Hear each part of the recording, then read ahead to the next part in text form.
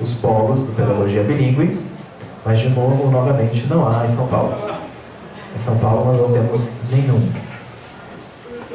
Puxa, né? Letras Libras também não teve, a faculdade particulares, a gente também só tem um.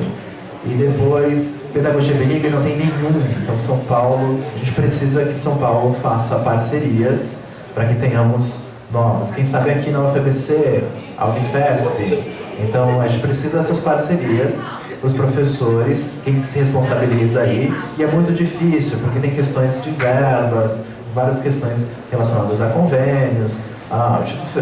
O INES, por exemplo, às vezes não tem verba, então o impasse da verba gera um problema muito grande, às vezes para o polo, às vezes os polos não recebem a verba que deveriam receber, e a gente tem várias dificuldades, então não é tão simples assim.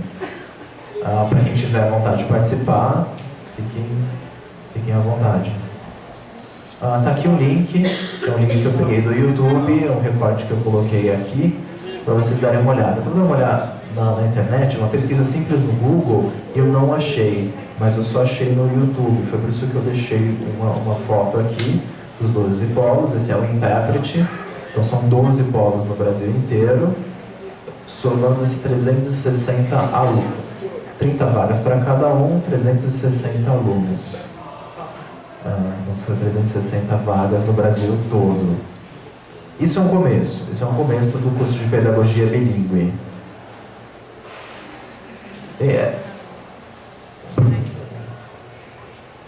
Ele fez uma pergunta, mas vou deixar isso para as perguntas depois. Pode fazer as perguntas depois. Não, isso assim, no final a gente abre para perguntas, guarda aí, no final a gente abre para perguntas. Só o último. Eu queria concluir, e eu acho que é uma conclusão final, que a gente fica sempre refletindo, né? Se a gente observa o que era antes a gente não tinha nada, a gente não tinha um curso de Letras Libras, e a gente tinha um grupo de surdos que estavam todos espalhados pelo Brasil inteiro, e depois foram aparecendo o curso de Letras Português, Matemática, História, Pedagogia, e essa falta de intérpretes, o quanto era difícil brigar por isso, e as coisas não caminhavam, e depois de todos esses anos, o que a gente vê de positivo hoje? Que de repente o curso de Letras Libras abriu uma porta muito grande. As pessoas abandonavam os seus demais cursos para migrarem para o curso de Letras Libras, porque ele era um curso muito importante. Agora, outras pessoas que queriam trabalhar no curso de Pedagogia ou nos demais, não puderam fazer. Uma outra coisa, eu tive, por exemplo, um amigo surdo que fez Letras Português, uma faculdade particular, na Unifran, uma faculdade do interior, na cidade de Franca, interior de São Paulo. E aí eu falei muito para ele, olha, tem um curso de letras português, vamos fazer uma faculdade, vamos fazer isso, vamos pegar para o intérprete, tem uma faculdade que é à distância, então ele se formou durante 3 anos. Mas e aí, o que ele vai fazer? Onde ele vai trabalhar com letras português? Então, ele gostava de dar aula para surdos. E aí, como que ele ia fazer isso? A licenciatura dele era outra, então ele complementou com o ProLibras, ele fez uma pós-graduação, mas o Letras Libras é um curso que ele poderia se formar diretamente, né? Ele teria que encontrar outros caminhos, ele teria que fazer pedagogia, a pessoa poderia fazer engenharia civil, poderia se formar em arquitetura, desenho e design de sapato, por exemplo, ele poderia fazer radiologia, é um outro curso que ele também tinha de nível superior. Então os surdos poderiam fazer odontologia, são várias outras oportunidades, mas a grande maioria acaba escolhendo o curso do Letras Libras, ou depois fazem pedagogia, ou fazem outros cursos, mas isso é muito menor. Uma das coisas que a gente acredita é pela falta de acessibilidade. São poucas que têm cotas, agora é uma coisa nova, o direito à pessoa com deficiência é muito maior. A maioria dos responsáveis acham, não, língua de sinais é tranquilo, não tem problema nenhum, mas ignoram o direito do surdo, o direito dele ter acesso às questões de pedagogias visuais. Todas essas cobranças da comunidade surda muitas vezes são ignoradas. Bom, era essa a minha palestra, eu queria agradecer a todos pela paciência de ter assistido até agora. Eu agradeço a Cláudia, ao intérprete também, que nossos sinais são bem diferentes dos sinais do interior, então a gente trocou alguns sinais durante a semana, a gente conseguiu conversar. E eu acho muito legal a Tereza estar aqui, porque a gente teve a oportunidade de preparar essa mesa, a gente fez palestras muito parecidas, então ela ficou com um tema, eu fiquei com o outro. Isso foi uma coisa muito importante. Eu acho que a gente, vamos abrir agora para as perguntas, né, e a gente se encontra.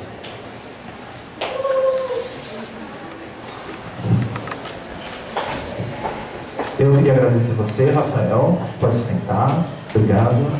Eu vou tomar um pouquinho de água. Eu queria agradecer aos dois, o Rafael e também a Tereza, por estarem hoje aqui na nossa banca, atendendo ao nosso chamado. Rapidinho, só acender um pouquinho a luz. Só acende a luz para mim, por favor. Agora, eu queria chamar a professora Tereza aqui para a mesa. Nós três juntinhos aqui na frente.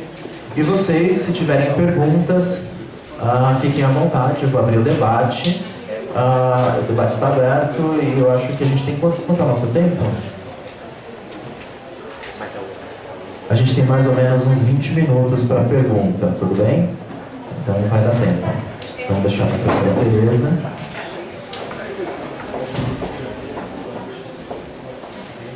Isso.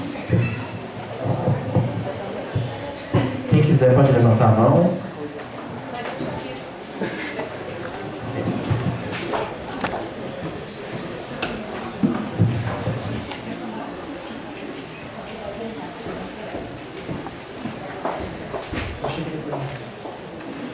Quem quer perguntar?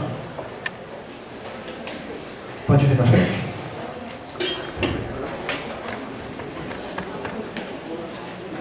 Primeiramente, está cansado, né? Uma boa tarde a todos. Dá para ver onde eu estou? Dá para ver? O pessoal da mesa também dá para ver? Eu queria muito perguntar para ela, para a Tereza. A Tereza contou um pouquinho para a gente sobre as leis, tudo. Eu achei muito interessante isso, mas a minha dúvida é só para entender. Como que ficam as questões dos familiares? Porque eu acho que a questão familiar aí é muito importante que os pais, o pai, a mãe, compreenda que a criança que nasceu surda ou que nasceu ouvinte e depois ficou surda, ela tenha condições de ser um adulto como qualquer pessoa. Porque eles acreditam que o quê? É só levar para uma fonoaudióloga e larga lá. Ou dá para um padre cuidar. E essa criança cresce e ela vai ter muita dificuldade de conversar com a família, porque faltou questões muito básicas. E essa é a minha intenção. Quando o filho é ouvinte, talvez a família consiga dar alguma atenção. Mas a família, quando nasce uma criança ouvinte, às vezes tem uma questão de dó, tem uma questão de não saber se comunicar. E isso faz muita diferença para o futuro dessa criança, né? Para ela não perder a oportunidade, para ela conseguir se desenvolver. E isso seria um ponto de vista.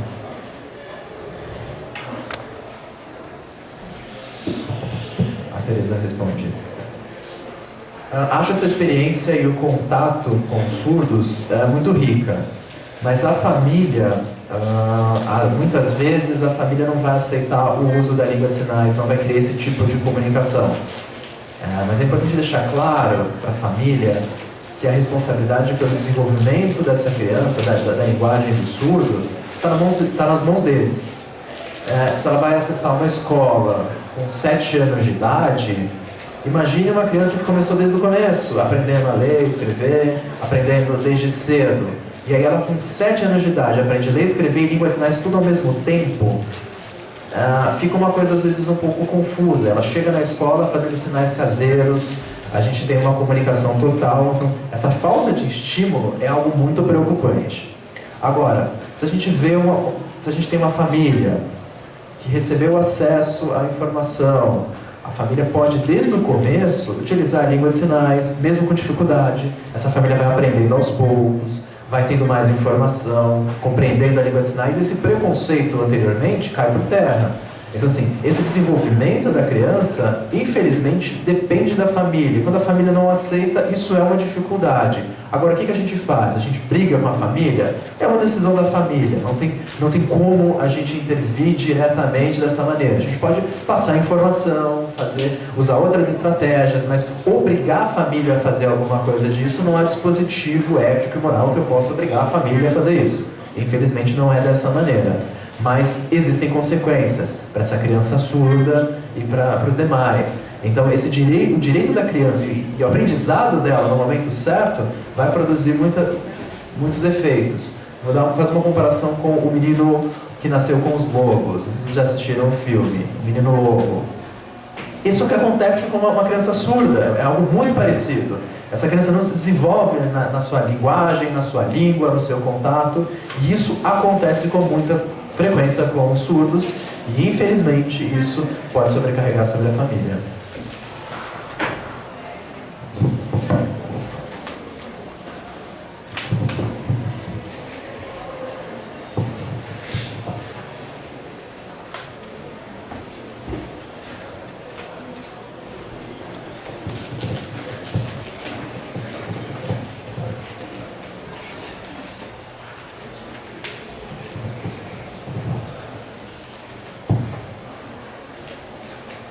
Eu queria perguntar para a Cláudia.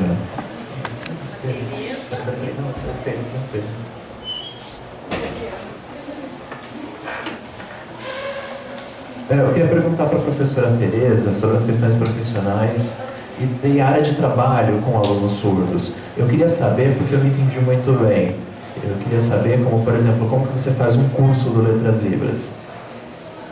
Lá onde eu faço o curso, na Federal de Juiz de Fora, a gente está tendo muita dificuldade para trabalhar com os alunos surdos. E eu queria perguntar também para o Rafael, eu queria saber se o curso de Letras Libras, todos os polos presenciais e à distância, qual é o amparo legal disso para os alunos surdos ingressarem? Por que os surdos têm prioridade nesse ingresso? Ou quantos % de vagas apenas para surdos, ou quantos para surdos nesse curso existem?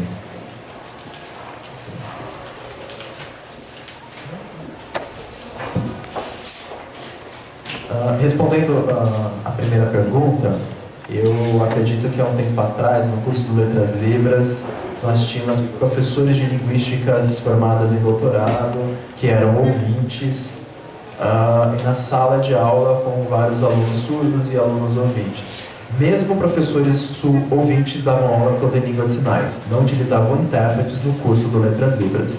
Então, a língua de instrução em sala de aula era a língua de sinais. Alguns surdos pediam para gravar as atividades, e isso acontecia. O ouvinte também gravava o professor falando em língua de sinais, e ele poderia entregar as atividades em Libras. Mas a gente tem, por exemplo, professores que gravavam suas aulas em língua de sinais e entregavam para os alunos no DVD. Então ele não precisava ler uma apostila, ler a bibliografia, ele acessava o livro todo em língua de sinais, e aos finais de semana ele poderia também participar da sala de aula e tirar as dúvidas dele presencialmente. A gente observou que a maioria das pessoas não tinha o costume de assistir isso. Então, no meu caso, eu assistia todos os vídeos, fazia as atividades, respondia tudo. Então, no meu curso foi assim. Agora, com respeito a professores surdos, na área de linguística nós não temos nenhum. Nas minhas disciplinas, a maioria dos professores eram... Eu só tive um professor de atividades de língua de sinais americana, que foi a Mariana Stumpf, que me deu aula de escrita de língua de sinais, que era uma professora surda, a única professora doutora surda na área de linguística. Então, só. Tinha mais outra pergunta? Não, a Teresa está dizendo que ela responde a segunda. A porcentagem de cotas para o curso do Letras Libras, lá na UFPE, eu vi que na UFPE tem para isso, no curso de Letras Libras,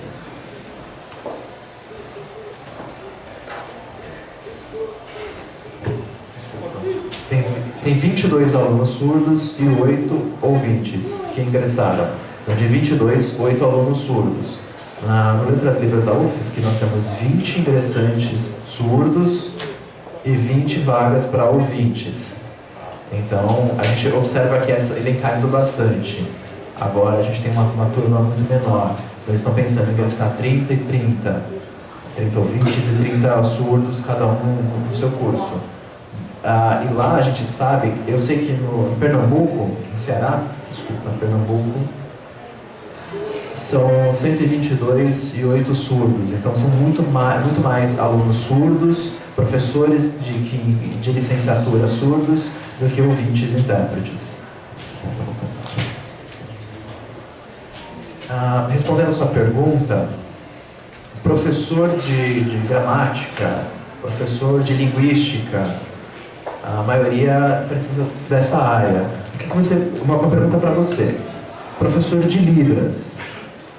Professor de Libras tem a ver com a área de linguística, certo? E ele precisa estudar a área de língua de sinais. De língua de sinais, ele pode trabalhar em várias áreas diferentes. Vou dar um exemplo. Se eu sou professora de Libras, formada em professor de Libras, mas não exatamente em linguística, dou aula para crianças, posso dar aula para crianças surdas, mas eu posso dar nessas várias áreas de trabalho. Agora, qual é o nosso maior problema? É a falta de trabalho, a falta de material de trabalho. Eu sei que a editora, por exemplo, a editora Arara Azul, já existe alguns materiais em língua de sinais, mas eu vou te dizer que ainda faltam materiais, a gente precisa de muitos outros. Na minha experiência, é muito parecido com alunos ouvintes. Em língua portuguesa, você tem os livros impressos, tem os cadernos de leitura das crianças, e com o surdo, é algo muito mais em língua de sinais. É algo que você tem a ver com a interação de língua de sinais. Então, vou dar um exemplo. Se eu vou contar a história do patinho feio, quantos patinhos... O que eu vou usar para a criança me responder, para a gente conversar? Eu vou perguntar para ela, contei a história, e aí, o que você entendeu da história? Ele vai dizer...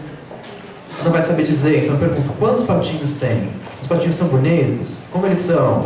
Então, essa interação com a criança surda, ela é diferente. O ouvinte vai acontecer por meio da escrita, você vai fazer perguntas, a pessoa escreve, elas fazem atividades, mas com as crianças surdas, é tudo em língua de sinais. Então, a gente vai, é uma língua é contato, então é o professor com a mão dele que vai dizer isso em língua de sinais, como é que isso funciona. Agora, um surdo professor na área de linguística seria muito melhor, isso seria muito mais profundo, né, na questão de língua de sinais.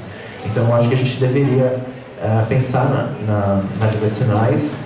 E os professores de Libras, eles não precisam não é só na área de linguística, o professor pode trabalhar na área da educação, existe um campo muito grande de trabalho na área de língua de sinais.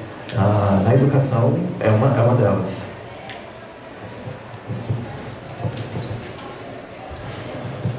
Só uma coisa, você perguntou sobre porcentagem. Vou dar um exemplo. No decreto 5626, deixa claro que o curso de licenciatura ele é prioritariamente para pessoas surdas. Vou dar um exemplo. Se nós tivermos 50 vagas, 50 surdos, e aí eles fizeram a prova, todos fizeram o vestibular, todos passaram na prova, e aí teve um ranking de quem ficou em primeiro e segundo lugar, e aí tem 30 alunos ouvintes também, prioritariamente a gente vai preencher todas as vagas com alunos surdos, e se sobrar vai ser alunos ouvintes. Mas tem ouvinte que é capaz, que tem condições de dar aula em língua de sinais, tudo bem, não interessa. A gente vai ter prioritariamente, depois que completar todas as vagas de surdos, teremos vagas para ouvinte. Por que isso? Por isso que a Tereza está aqui, por isso que o Rafael está aqui também, para a gente discutir isso. Vou dar um exemplo. Se um surdo, há um tempo atrás, que não tinha acessibilidade, como que ele ia fazer? Como que ele ia acessar? Então, agora, existe um decreto que abre essa oportunidade, mas prioritariamente para os cursos de licenciatura, certo? Mas o bacharelado aí é diferente. O bacharelado, normalmente, é um curso que o ouvinte pode ingressar. Mas um ouvinte, se ele tem vontade de ir para o curso da licenciatura, ser professor de Libras, ok, vamos observar o decreto. Certo? O decreto deixa claro que prioritariamente é para alunos, para licenciatura, para pessoas surdas. Então não tem nenhuma porcentagem direta de cotas para isso. Mas depende do número de pessoas que vão concorrer a cada uma das vagas. Certo? Posso falar um pouquinho?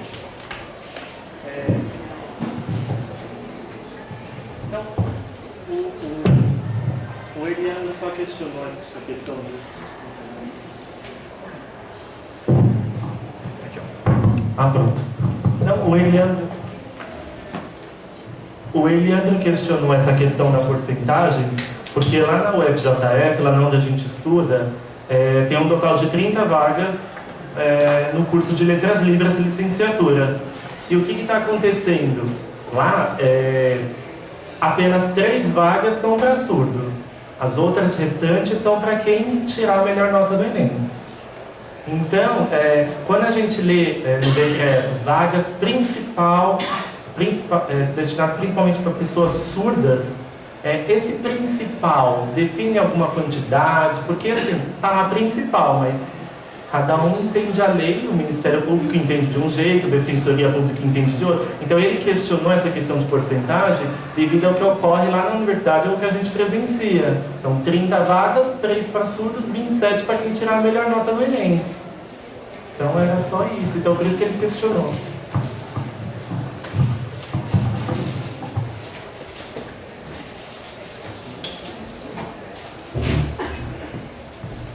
É isso mesmo.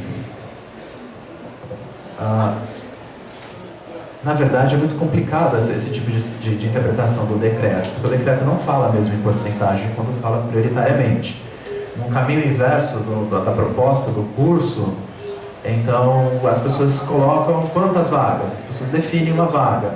Ou, por exemplo, a quantidade de alunos. Se a gente tem uma turma de 40 alunos, o decreto pede que prioritariamente seja para surdos. E se você divide uma turma de licenciatura e bacharelado, a gente tem 20 para cada uma.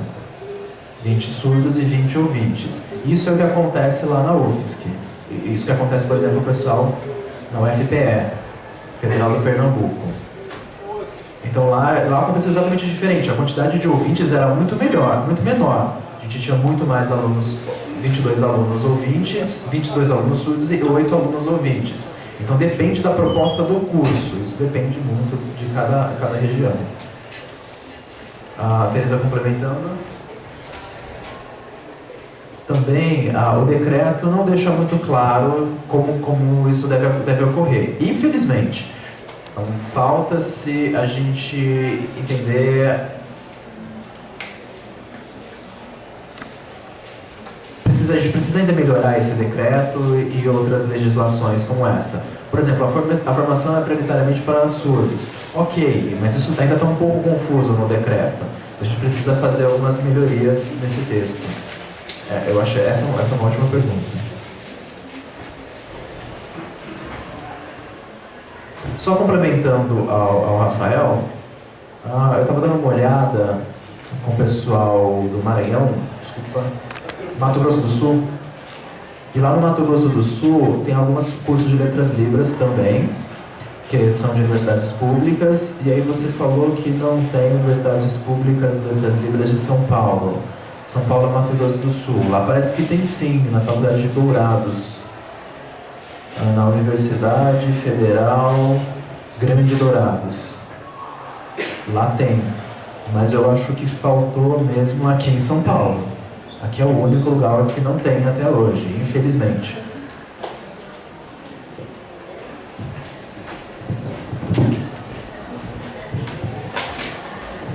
Só deixa ele sentar. Pode ficar. Tudo bem. A pergunta dele é porque eu não coloquei a Universidade Federal de Grande Dourados, Mato Grosso do Sul. Lá, quando eu fui pesquisar, no EMEC, esse curso ainda não está no EMEC, ele está em um período de avaliação ainda. Então, quando a pessoa cria um curso, ele tem um estatuto, ele tem toda uma grade, ele tem todo...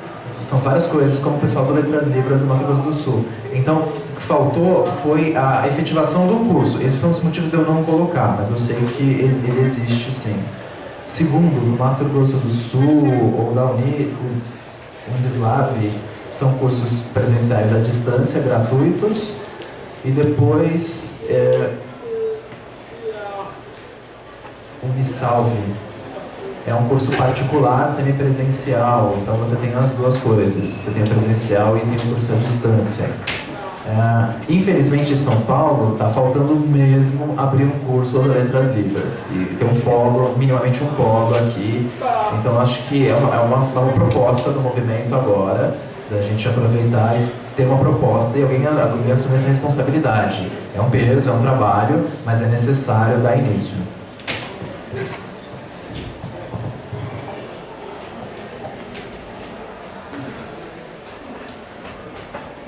Tem uma pergunta aí?